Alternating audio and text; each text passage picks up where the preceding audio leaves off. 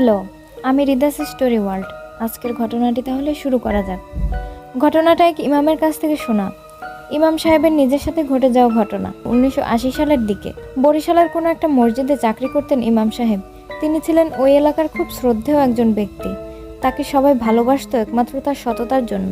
এলাকার মধ্যে নামডাক আর সততার ফলে এলাকার মধ্যে যে কোনো বিচার হলে ইমাম সাহেবকে সবাই ডাকতেন বিচারে।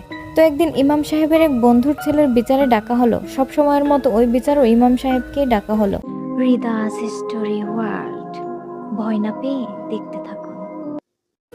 ওই দিন ছিল শুক্রবার। একদিকে তার বন্ধুর ছেলের বিচার, অন্যদিকে ওনার ছেলের প্রচণ্ড জ্বর। রওনা দেওয়ার আগে ইমামের বউ ওনাকে যেতে না করলেন, যেহেতু ওনার ছেলের অবস্থা খুব খারাপ। কিন্তু বন্ধুকেও না করতে পারছে না, যেহেতু আজ ওনার অতি নিকটের বন্ধুর ছেলের বিচার। তো সেদিন ভোরে উনি বাড়ি থেকে রওনা দেন, কারণ ওনার বাড়ি থেকে ওনার বন্ধুর বাড়ির দূরত্ব 20 মাইল। এর মাঝে রাস্তা দিয়ে হেঁটে যেতে হয়, তারপর নদীপথে 3 ঘন্টা যেতে হয়, আবারও বহুদূর হেঁটে যেতে হয়। তখন তো এখনকার সময়ের মতো এত গাড়ি ছিল না, তাই পায়ে হেঁটে হেঁটে যেতে হতো। তো ইমাম সাহেব যথাসময়ে রওনা দিয়ে যথাসময়ে বন্ধুর বাড়িতে গিয়ে উপস্থিত হলেন। ওনার বন্ধুর বিচার শেষ হতে হতে প্রায় সন্ধ্যা হয়ে গেল। বিচারের আগে ওনার বন্ধুকে বলেছিল ওনাকে বিচারের পর এ পর্যন্ত আগিয়ে দিয়ে আসতে, কিন্তু বিচারের পর কোনো একটা কারণে ওনার বন্ধু ওখান থেকে অন্য কোথাও চলে যায়। ইমাম সাহেব চিন্তা করেন, বন্ধু যখন নেই তখন তো আমাকে একাই যেতে হবে। তাই উনি দেরি না করে তখনই রওনা দেন। প্রায় 2 ঘন্টা ধরে উনি হাঁটার পর এশার আজান শুনতে পেলেন, কিন্তু কোথা থেকে আজানটা আসছে সেটা উনি বুঝতে পারছেন না, যেহেতু চারদিকে অন্ধকার। এতক্ষণ উনি অন্ধকারেই হাঁটছিলেন। আজান শোনার পর উনি সিদ্ধান্ত নেন নামাজ না পড়ে উনি আর সামনে এগোবেন না। তাই উনি আশেপাশের মসজিদ খুঁজতে লাগলেন। রাস্তাটা নির্জন হওয়ায় ওখান থেকে খুব কম মানুষ চলাচল করে, তাই তিনি এমন কাউকে পাচ্ছেন না যাকে আশেপাশের মসজিদ সম্পর্কে জিজ্ঞাসা করতে পারেন।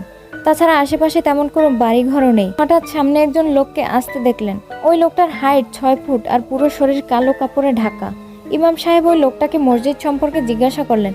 ওই লোকটা একটা রাস্তা দেখিয়ে দিলেন। ইমাম সাহেব কোনো রকম চিন্তা না করেই লোকটার দেখিয়ে দেওয়া রাস্তা দিয়ে সামনে এগিয়ে যেতে থাকলেন। এক পর্যায়ে উনি আজানের আওয়াজটা শুনতে পান না। ইমাম সাহেব বুঝতে পারলেন তিনি মসজিদ থেকে আরো দূরে সরে চলে এসেছেন। লোকটা তাকে ভুল পথ দেখিয়েছেন। কিছুক্ষণ দাঁড়িয়ে উনি চিন্তা করলেন এখন আর পেছনে যাওয়ার উপায় নেই, কারণ অন্ধকারে সে কোন রাস্তা দিয়ে কিভাবে এসেছে তা তার মনে নেই। তাই উনি আবার সামনের দিকে হাঁটা ধরলেন। কিছুক্ষণ যাওয়ার পর উনি একটা বাড়ি দেখতে পান। বাড়িতে একজন মহিলা ছিল। উনি মহিলাকে বললেন এখানে কোনো মসজিদ আছে কিনা। তো মহিলা একটা রাস্তা দেখিয়ে দিলেন। ইমাম সাহেব ওই রাস্তা দিয়ে হাঁটতে লাগলেন। কিছু দূর যাওয়ার পর একটা মসজিদ দেখতে পেলেন। ওনার ভাষায়, এমন মসজিদ, এত সুন্দর মসজিদ আমার সারা জীবনে কখনো দেখিনি।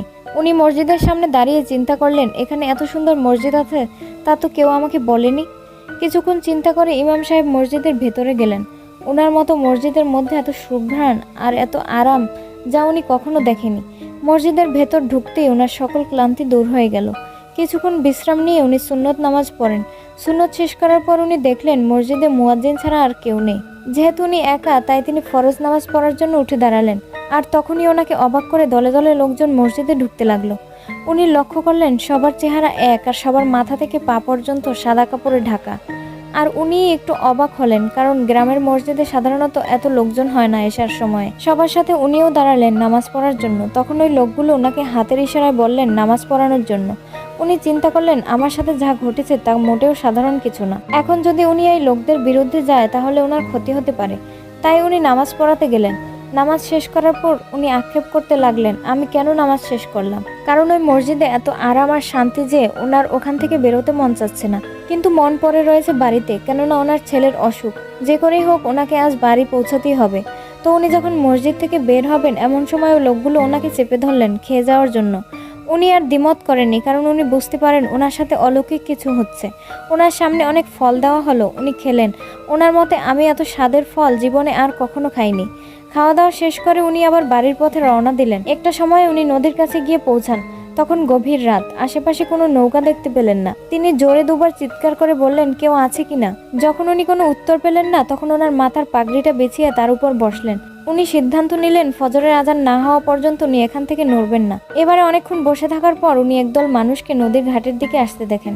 একটু কাছে আসার পর উনি দেখেন ওই লোকগুলো যাদের সাথে তিনি নামাজ পড়েছিলেন। এবার ওই লোকগুলোর সাথে একটা লাশ রয়েছে। তো ইমাম সাহেব কিছু সূরা পড়েন যাতে লোকগুলো ওনার কোনো ধরনের ক্ষতি না করতে পারে। লোকগুলো কাছে আসলে উনি জিজ্ঞাসা করেন আপনারা কোথায় যাবেন। লোকগুলো কোনো কথা বলে না। উনি আবার জিজ্ঞাসা করেন আপনারা কোথায় যাবেন। এভাবে 3 বার জিজ্ঞাসা করার পর ওনাদের মধ্যে একজন বলে আমরা আপনাদের বাসায় যাব। তো ইমাম সাহেব বলেন, আমার বাসায় যাবেন ভালো কথা, কিন্তু এই লাশটা কার? তখন লোকগুলো বলে, এটা আপনার ছেলের লাশ, আপনি আমাদের সাথে চলেন। কথা শোনার পর ইমাম সাহেব কিছুটা ভয় পায় এবং বলেন, দেখুন আমি আপনাদের কোনো ক্ষতি করিনি, আপনারা আপনাদের রাস্তায় যান, আমাকে আমার মতো থাকতে দেন।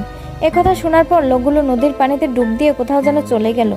এরপর ফজরের আজান হলে ইমামের পরিচিত একজন মাঝি আসে ইমাম সাহেবকে নিয়ে যেতে। 3 ঘন্টা নদীপথে যাওয়ার পর উনি যখন ওনার বাড়ির কাছাকাছি আসলেন, তখন দেখেন এলাকার মানুষজন এসে ওনাকে সান্ত্বনা দিচ্ছেন। উনি যখন বাড়িতে পৌঁছেন তখন দেখেন ওনার উঠানে অনেক লোকজন ভিড় করে দাঁড়িয়ে আছে। উনি ভিড় ঠেলে ভেতরে ঢুকে দেখলেন ওনার ছেলেকে উঠানে শুয়ে রাখা হয়েছে। উনি দেখলেন ওনার ছেলের লাশ ফুলা ফাঁপা। উনি চিন্তা করলেন, আমি তো জ্বর দেখে গিয়েছিলাম, জ্বরে তো এমন হওয়ার কথা না। ওনার স্ত্রীকে কথাটা জিজ্ঞাসা করলে ওনার স্ত্রী বললেন, আজ ফজরের সময় ওনার ছেলের জ্বর এতই বেড়ে গিয়েছিল যে ওনার ছেলে পাগল হয়ে পুকুরে গিয়ে ঝাঁপ দেয়। তো অনেক খোঁজাখুঁজির পরও ওনার ছেলেকে পুকুরে পাওয়া যায়নি। একটা সময় ওনার ছেলের লাশ নিজে থেকেই ভেসে ওঠে। এই ঘটনার পর ইমাম সাহেবের একটা আক্ষেপ থাকে যে আমি যদি ওনাদের সাথে যেতাম তাহলে হয়তো আজ আমার ছেলেকে এ অবস্থায় দেখতাম না।